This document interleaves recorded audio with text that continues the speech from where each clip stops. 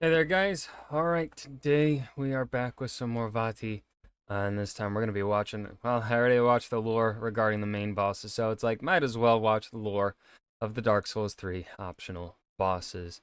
Now, before we dive in, I am once again going to make the disclaimer that I am not doing too well mentally based upon the things that I have talked about in previous videos, and likely this will continue on for the next few videos still. Um, just saying this so that I can then point you in the direction of reactions that I consider to be good. Really, any of my other Vati reactions I think are pretty good. Um, and really, my Trope Talk videos as well, I consider those to be pretty good reactions. I'm still going to try here, but I cannot promise that it is going to be my norm, so to say. And also, I do want to say that I do believe I will be playing the Dark Souls series. Now, the Dark Souls video that I said this on, that I saw starting to get recommended a bit, and actually is getting recommended a little bit again, the day I am recording this, has not reached the 20,000 views that I was wanting, but that's okay. Um, I think I'm just gonna play Dark Souls anyway. When? No clue, because first I need money to be able to pay for the game, right? And currently I do not have that. But hopefully I will have a job soon. Still applying to things, still trying. This economy fucking sucks, so we working on it. um, but yeah, I do see me at least trying in the future to play Dark Souls. Um, Cannot guarantee when, but I will definitely record a video and say, hey, I'm gonna start playing Dark Souls on this day or whatever in the future. Now, one way to fast track me playing Dark Souls is to um support my videos, share them, like them, comment, recommend, whatever the fuck you want to do with these videos. Um, because then that allows, because you do that, then that means more views come in, which means more money, which means potentially disposable income for me to then spend on uh on game. Because currently, as things currently stand, my YouTube income goes solely to paying for gas and uh car insurance. That's that's if you're curious how much I currently make off of YouTube, that's how much I'm losing money. Am I revealing too much? Maybe. Oh well. Anyways, let's get into the lore of the optional bosses. Dragon. No. Yes. Bird? Dragon bird? Lord Gwyn's firstborn son was a god of war, who inherited the sunlight from his father. The power of sunlight is manifest as lightning, and it's highly effective against dragons, and Gwyn's firstborn son was once a dragon slayer who fought against his father's ancient enemy. And as you know, the ancient dragons once ruled over an age of grey, but Gwyn discovered their weakness and he struck them down with great bolts of lightning. Later, advancements in arms would lead to lightning-imbued spears with a cross pommel, which were developed to be stamped or thrust deep into the flesh of dragons. The Firstborn's Dragon Slayer sword spear was the first of such weapons, for the Firstborn had respect only for arms and nothing else. At some point during the war, however, Gwyn's Firstborn had a change of heart. He switched sides and sacrificed everything to ally himself with the ancient dragons. And unlike a lot of Souls lore, this part of history is actually described as missing for a reason, for after he sided with the ancient dragons, Lord Gwyn's Firstborn was expunged from the annals of history, and his deific status was rescinded. He was no longer considered a god, no longer in the Oh, because he loved the dragons. Oh, because he had a change of heart like Uncle Iroh. Shame. the books of history, and today even his name is not known. If you played around the time that Dark Souls 1 was released, the identity of the Firstborn was a complete mystery to all of us. All we knew was that he was Gwyn's firstborn, that he was a god of war, and that he was a core part of the Warriors of Sunlight. So players puzzled over missing statues next to Gwyn, they puzzled over broken monuments to the Warriors of Sunlight, and we even guessed that the Firstborn himself could have just been a simple man from Astora who fought for the sun. And it is true that the god of war continued to watch over his Sunlight warriors, but we can now finally see where he went and why. The Nameless King, firstborn son of Gwyn, heir of Sun. The Nameless King is such a good goddamn moniker for a boss. Oh,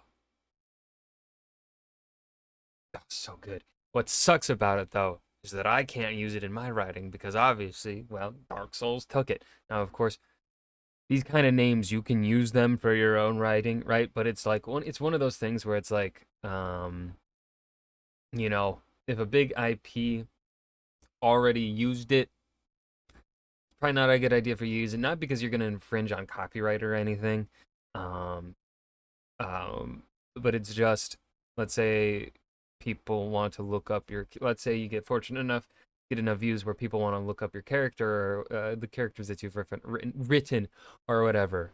And so, like, let's say you have a character also that is known as the Nameless King in your world building. It's gonna take people to Dark Souls 3. It's gonna take you to the Dark Souls. It's gonna take everyone to the Dark Souls Wikipedia. Yours is never going to be seen, right? It's one of those things. Always look when you're naming giving characters cool ass nicknames. Look them up first. Look them up. See, like, roughly how popular is the franchise. If there is another franchise that has a character go by the same name, is it a big franchise? Like, what's the popularity? Or is it a franchise that's old now and largely been forgotten, right?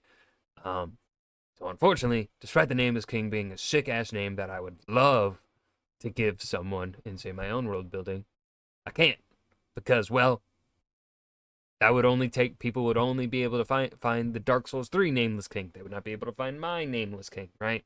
That sort of thing. So you got to think up a different name.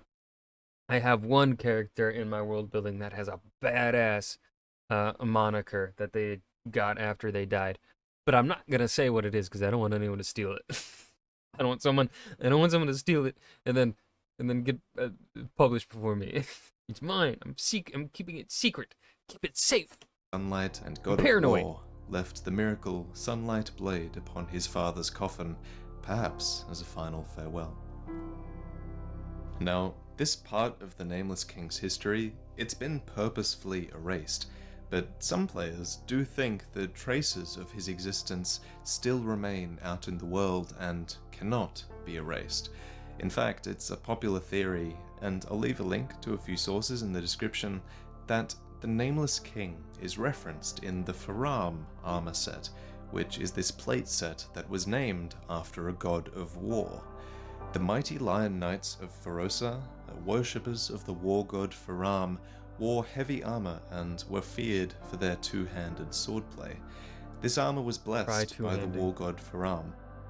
Ferosa would later fall to conflict with their neighbors, and the legacy of the Faram Knights fell with it, so the information here is also lacking. But is the Nameless King the war god Faram? Well, that's up to you to decide. Both are described as war gods, both place high value in arms. The Nameless King had to be king of some realm, and the Faram set is blessed and named after a god of war, who is possibly the one emblazoned upon the helm as a knight facing a dragon. Also, both the Nameless King and the Kingdom of Ferosa fell from power, so hey, whatever you believe, this is a classic example of Souls leaving just enough clues that you can choose to believe or not choose to believe, so no one is provably right or wrong here. But moving on to what we do know, the Nameless King tamed a storm drake, upon which he led a lifetime of battle. Assumedly, this partnership with the Stormdrake was a part of the Firstborn allying with the ancient dragons. I have a few suspicions that the Stormdrake might also be known as a giant horned Warning, high levels of speculation. Valid. Oni, which are found in eastern lands, as the Oni Slayer Great Arrow describes. And it's the only creature in the game that really fits the description of an Oni, whatever creature that is, and it's certainly a drake That is a Japanese spirit? Devil? Demon thing? I remember fighting them in Ghost of Tsushima multiplayer. that looks very much like a foreign offshoot of most other Draconid creatures in Souls. It looks nothing like them, really. Oni are also found in an eastern land, and Ferosa is in an eastern land as well, so maybe there's something here, but just speculation. When the storm... Okay, so I feel like, yeah, you can tell the age of this video because I feel like modern Vati would have like done a bit more research regarding the Oni, that kind of thing. He would look it up and talk about and speculate based on their real world like mythology and apply that here to Dark Souls.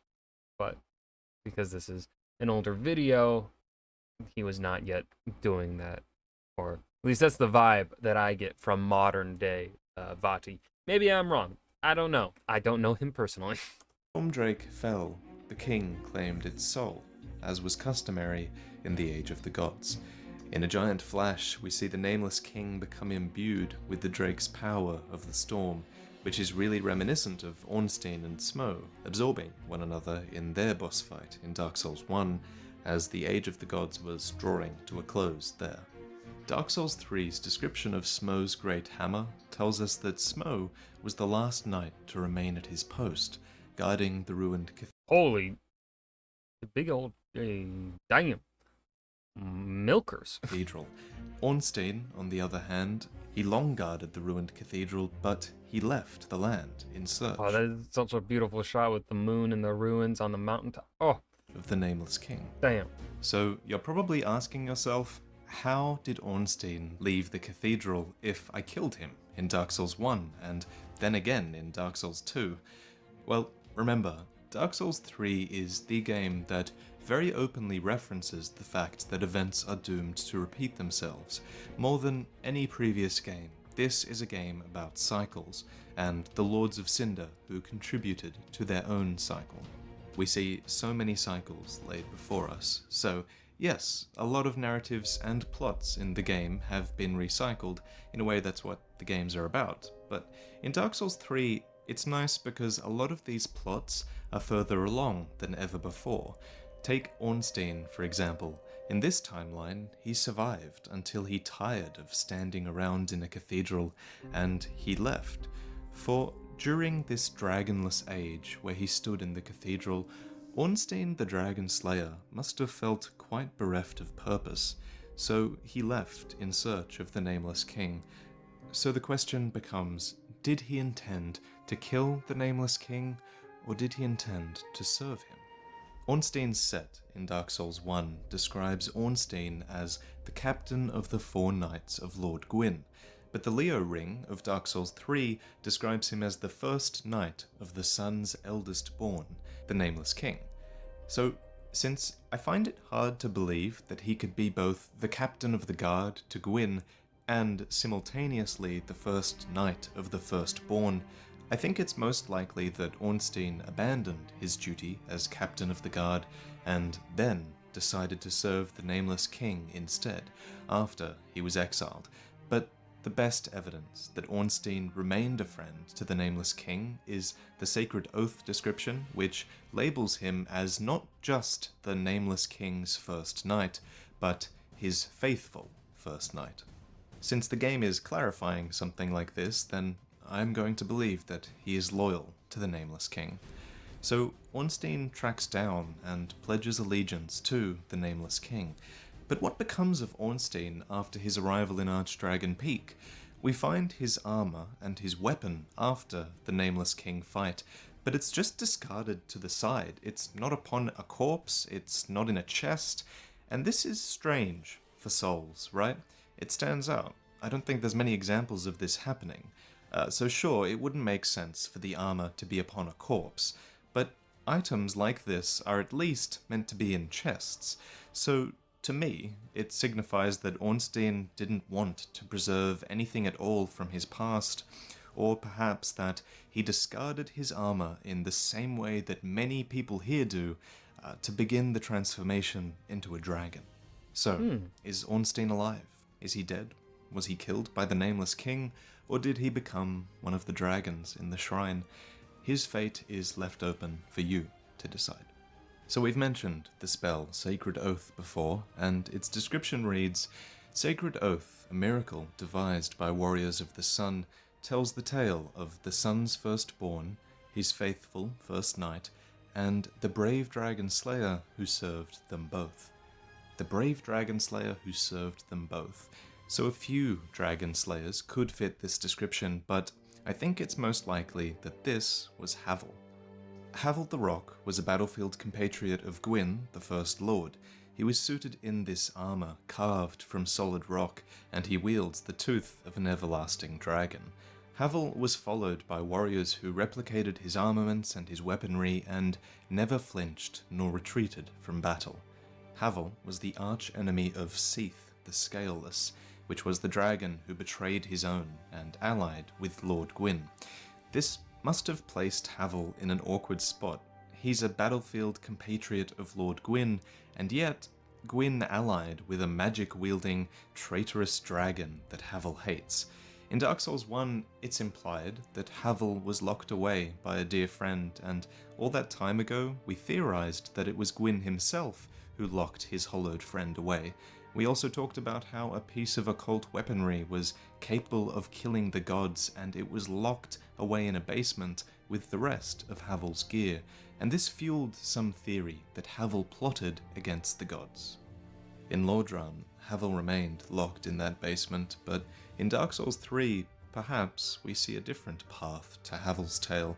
We find armaments left by Havel himself in Archdragon Peak, and we can easily theorize that Havel was the dragon slayer mentioned in the tale of Sacred Oath. A brave dragon slayer, the keyword being brave, who never flinched or retreated from battle, and had good cause to take up arms with the Nameless King, who was another leader positioned to rebel against Gwyn and Seath the Scaleless. Of course, to play devil's advocate, Havel could also be there to slay the Nameless King. He is overlooking the corpse of an ancient dragon, after all, but as a final piece of proof that he's on the Nameless King's side, the half-dragon summoners, the ones with the frilly necks that summon phantoms to fight against you, they summon warriors of Havel to fight. Also, I want to point out that they summon a half-naked dude wielding Ricard's rapier and wearing a crown, so I'm assuming this is Ricard as well, and it links Prince Ricard to a king, it links him to the Way of the Dragon, and it links him to yet another castle full of half-dragon snake creatures. So, that is pretty much everything surrounding the Nameless King explained. So what do you believe? The story is really open-ended, and I've given you most of the raw information you need to tell your own story. But regardless, now you know the story of Archdragon Peak, where the son of Gwyn switched sides, separated himself from the fire-linking fiasco, and assumedly quietly began rebuilding the ranks of the ancient dragons. So we just talked about how Havel hated a dragon named Seath the Scaleless, a traitorous, mad pale drake. Oceiros, the Consumed King. Does not go as hard as the Nameless King, but Oceiros is a good name. Oceiros? Hold on. I was about to gonna say it. Whose twisted soul clearly lives on in Oceiros, the Consumed. Oceiros. Consumed King. Still a good fucking name. Still a good fucking name. But yeah, just the Nameless King just goes so hard, man. King. Oceiros was once king of Lothric, married to a queen who was revered as a goddess of fertility and bounty, much like Guinevere. Holy god damn, great googly moogly. From Dark Souls 1, and as we know from the previous video, the Lothric line was obsessed with creating a worthy heir, and the right of the linking of the fire. Oceiros, however, in his later years, became fascinated with dragons. His research led him to the heretics of the Grand Archives of Lothric, where he discovered the twisted worship of Seath the Pale Drake. Eventually, he discovered the research that was done by Big Hat Logan, who you'll remember from Dark Souls 1. He was this legendary scholar who went mad delving into Seath's sorceries. So Oceiros was inspired, he was edified by Big Hat Logan, and he even learnt how to perform the crystal breath of Seath the Scaleless. He was transforming into this dragon, he was changing, and behind Oceiros, we see the rest of his chambers, and they're full of dragon scales and dead man-serpents, and there's even a Drakeblood Knight in the Way of the Dragon pose. Oceiros himself was clearly somewhat successful at turning into an ancient dragon, and given his admiration for Seath, it seems that he took on Seath's soul aspects. Oceiros became this blind, mutated pale drake just like Seath, and he was obsessed with this notion that he could use his royal blood for a, and I quote, greater purpose.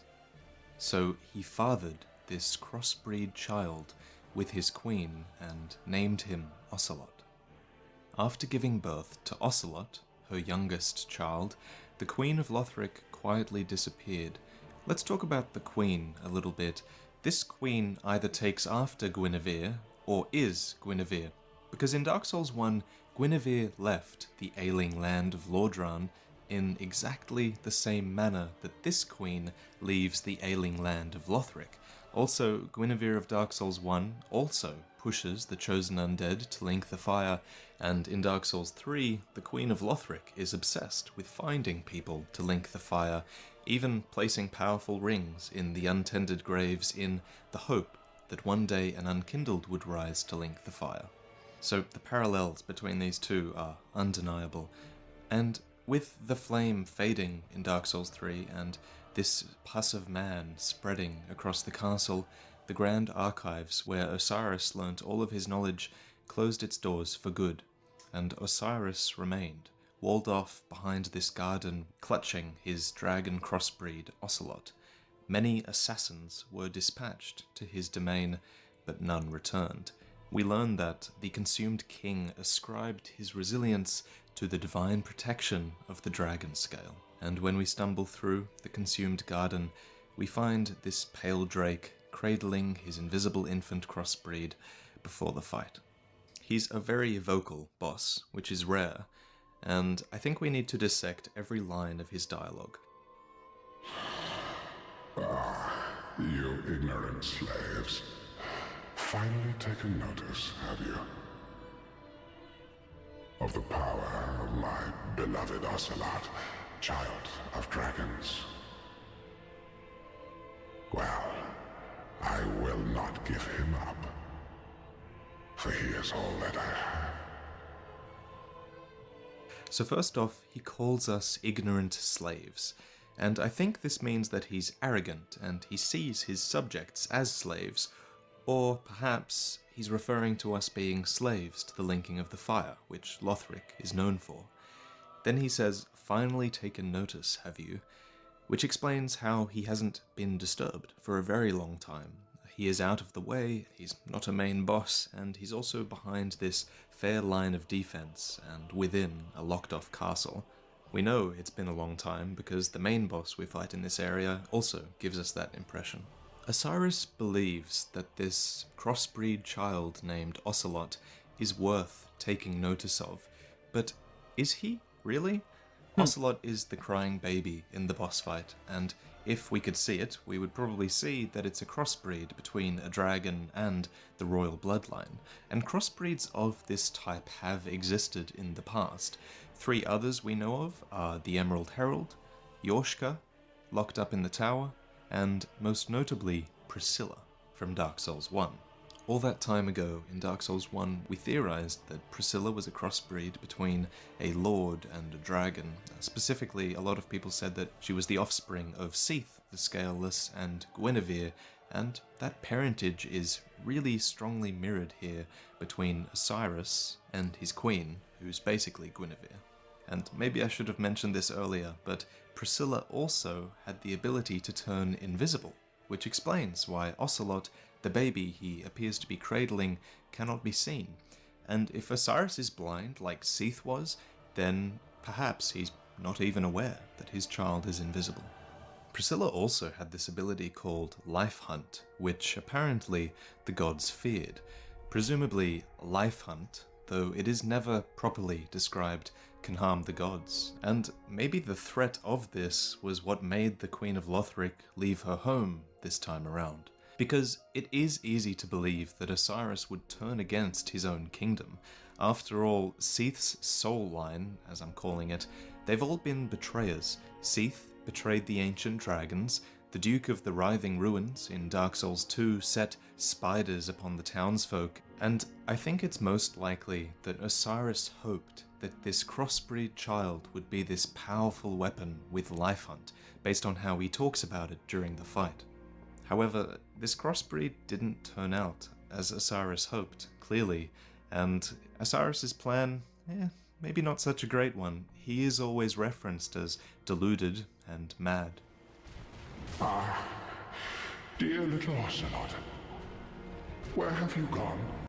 That voice is familiar, but I don't know the actor's name. Are you hiding from me? Oh wait, it's kind of, I don't know if it is the voice itself or if it's the like voice effect on the voice, on the effects on the voice, but it kind of sounds like the werewolf that you fight in Witcher 3 that's cursed and like trapped. I don't know what I'm talking about. I can't remember that werewolf's name. But yeah, this Oceiros here sounds so similar. Come out. Oceiros. Come out. Don't be afraid. You were born a child of dragons. What could you possibly fear? Now, show yourself, Ocelot. My dear little Ocelot. Originally, Oceiros resembles a father fighting to protect his child, but as he nears death, he seems to become increasingly frustrated with his crossbreed's lack of power.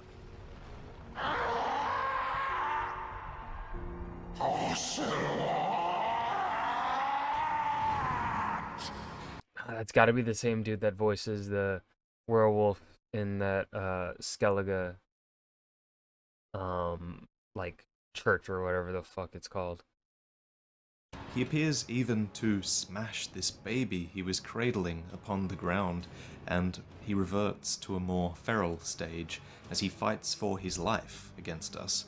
The baby, however, it continues to cry even after this, so yeah, maybe it's still alive.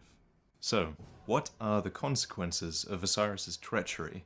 Well, the collapse of his rule was probably this fair part of the collapse of the castle and even of Lothric Kingdom. Plus, the passive man is concentrated a lot in his garden, but apart from that, like the Nameless King, I can't see that his decisions had this huge impact upon the world. In the previous video, we talked about how the Lothric bloodline resorted to unspeakable means to find a worthy heir to link the fire, and my last thoughts on this boss are that perhaps Ocelot was created with similar intent to Shanalot, the dragon crossbreed of Dark Souls 2 that men hoped would ward off the fire-linking curse. What's unclear is whether Oceiros also fathered Lorien and Lothric, who are the two children of the royal bloodline who refused to link the fire. Lorien, the eldest, he was raised as a knight, and before his brother's curse crippled him, he was famed for single-handedly slaying the demon prince, leaving his sword eternally scorched with fire. I'd wager that this demon prince is probably related to the old demon king, if only because they're the only hints of demon royalty that we've ever seen in the game. And if these two are related, then maybe the arena that you fight the old demon king in is also related. There are piles of Disgusting. dead demon kin corpses, which signifies that some battle took place here. And of all these demons, the shriveled old demon king is the only one to remain. Now, like a clump of burnt ash, he's the last living witness of the chaos of Izalith. The Chaos Flame of Izalith was born when the Witch of Izalith attempted to use her own soul to create another First Flame. Instead, she turned into this tumultuous bed of chaos which birthed demons from the fire, beings that bore the smouldering essence of the Chaos Flame and were doomed eventually to perish. The Old King's hammer has survived since Old Izalith and is imbued with remnants of the Chaos Flame. We've talked about the Chaos Flame so much over the years, and in Dark Souls 3 we definitely see when it and demon kind are at their lowest point. Stray demons, Capra demons, Taurus demons, and even hidden centipede demons, they're all dead in this arena, and one stray demon we do face out in the world even lacks a trace of flame, showing how core this flame is to their survival. So the demon race and the Chaos Flame, it's demonstrably at its lowest point in the series. All of this said, demons are a largely undeveloped part of the lore, and I really do wish that they were designed to be more than just brutish enemies, you know? With the old Demon King though, I liked it at the end of the fight. You might not have noticed, but if you keep him alive at around 10% health, he, in this desperate attempt to fend us off with one final effort, he releases all of his remaining energy. He fails, and then he stays panting on the ground indefinitely, unable even to lift his great hammer, and surrounded by the corpses of his kind, and he's the last piece of his race, just reduced to flimsily batting us away with one hand. That kind of scene where there's no cutscene, there's no break in the gameplay, and it still shows, you know, an emotion, a feeling that it wants to convey, that's good game design, and I feel like it's lost on a lot of people because most people will just finish this guy off in that last 10% of his health, but it's a powerful scene. And I'd be one of those people. Finally, the curse-rotted Greatwood, rooted in the Undead Settlement. The Undead Settlement is a home to many undead, and it's full of workers who are dedicated to the dissection and the burial of themselves. Because it makes sense that in this village and refuge full to the brim with undead, that the primary task would end up being, you know, what do we do with all the bodies that keep rising from the grave? There's just this sheer problem of overpopulation, which could never be properly reduced because they never die.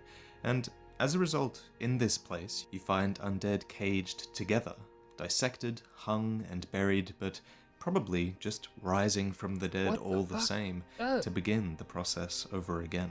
Eventually, teachers from the Cathedral of the Deep came to take advantage of this climate in the undead settlement. The evangelists, all women, came to enlighten inhabitants of the undead settlement and sent carriers on the path to sacrifice, most likely to the Cathedral of the Deep, where they would be consumed by Aldrich as a sacrifice. So, given this, it's no surprise really that all manner of curses managed to seep into the undead settlement, for undead were being dissected, their bones were being ground to dust, and they were buried within the earth. Rooted within that same soil, that same earth, was a spirit tree that would become known as the curse-rotted Greatwood. Spirit trees are another really undeveloped part of Souls lore, and they appear mostly in item descriptions from Dark Souls 2. It's really easy to skip any description of a spirit tree, so let's talk about what we know. They're described as magical, sentient, and supposedly possessing divine powers. Two descriptions in particular reference them as appearing in a dream world related to Quella, who is the goddess of dream.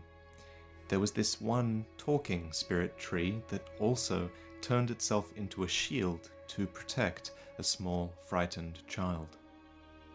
I also have a hunch that this green tree that repairs items in Dark Souls 2 in the Sunken Kingdom, I think it could be another type of spirit tree as well. But again, this is just an educated guess. There's not much we know about these creatures. At any rate, the worst of the curses in the undead settlement were sealed away inside this spirit tree. Maybe it happened naturally, or maybe the townsfolk hoped that the tree would purify said curses, but eventually, however, the curses took their toll and festered in the belly of the Greatwood. So let's talk about what we find in the belly of the Greatwood. One thing we find is the transposing kiln, which is this Stabbing him in the artifact from balls. Corland stitched with crystal lizard hide. Before I was a Lord of Cinder, I was a student of transposition, the process of extracting and coalescing the essence of a soul. A forbidden art that once left a foul stain upon Corland's honor. 'Tis an art that grants powers once thought unattainable. Most transposing kilns were lost with Corland, but this place is a crossing for all manner of cursed objects. Unwanted, cursed items were what was sealed within the Greatwood, so it makes a degree of sense that the forbidden transposing kiln would also be sealed within it at some point. And with Ludleth's help, this kiln allows souls to be turned into a form we can use, like a weapon or a ring. These items reflect the souls that they were transposed from, and give us more insight into that being. Ludleth himself, for example, drops the skull ring, which was a wonder transposed from the soul of a soul feeder, a beast that insatiably absorbed souls to feed its own power.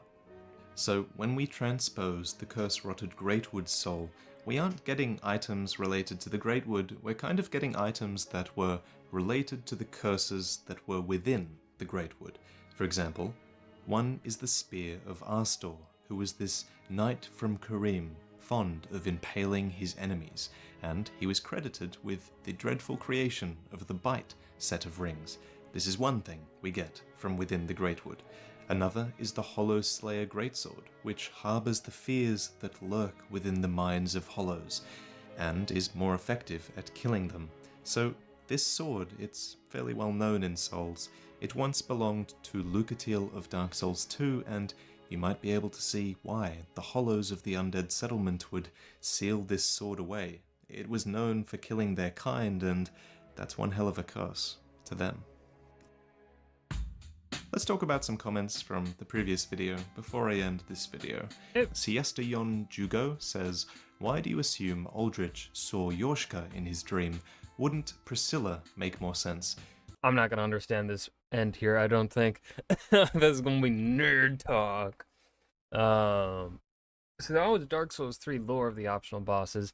I think we can definitely, like, again, as I keep saying, when we watch these older videos from Vati, we can see how much he has improved from the Dark Souls era onto his Bloodborne video was pretty good too.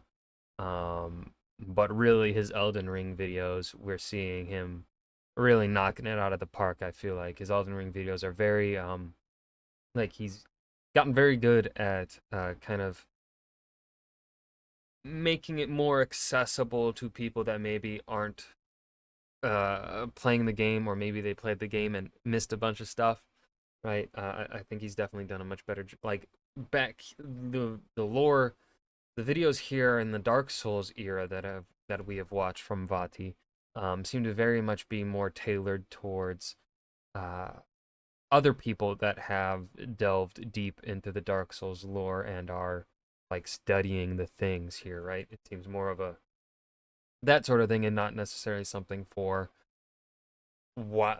people that don't know shit like me, right?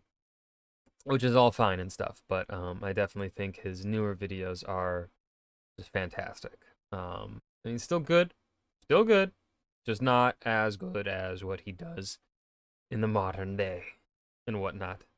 But I hope you guys enjoyed. Remember to hit that like button and subscribe for more. And I will see you guys in the next video. Peace.